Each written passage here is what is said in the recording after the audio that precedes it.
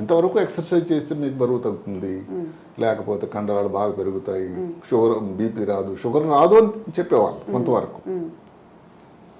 Diabetes వచ్చిన వాళ్ళలో ముఖ్యంగా ఈ వ్యాయామం చేయటం వల్ల బ్రెయిన్లో ఉండేటువంటి షార్ప్నెస్, అదే కాకుండా మీరు చూస్తూ ఉంటే ఈ మధ్య కాలంలో అవుట్ పేషెంట్లో మేము చూస్తూ ఉంటాం, చాలామంది పేషెంట్ డయాబెటీస్ ఉండి, హైపర్ టెన్షన్ ఉండి, కొంచెం ఊబకాయం ఉండి, పెద్ద వ్యాయామం లేకపోవడం వల్ల డల్ అయిపోతారు, మర్చిపోతారు, జ్ఞాపకశక్తి తగ్గిపోతుంది.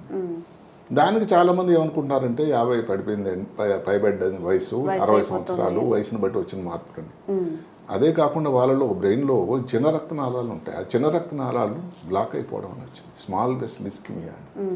ఎక్సర్సైజ్ చేయకపోవడం వల్ల సార్? ఎక్సర్సైజ్ చేయకపోవడం వల్ల కాదు, మామూలుగా డయాబెటిక్స్ ఎఫెక్ట్, దానివల్ల కూడా కొంతవరకు మనకి ఈ జ్ఞాపక శక్తి తక్కువ అని.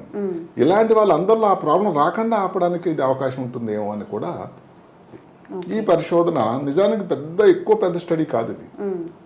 ఆ యూనివర్సిటీలో 21 మందిలో ఈ ప్రయోగం చేశారు, 60 సంవత్సరాల వయసు, ప్రీ డయాబెటిక్ వాళ్ళు అందరు కూడా. చూడండి ఎలాంటి సంఖ్య, ఎలాంటి జనాభాని వాళ్ళు గుర్తించారు.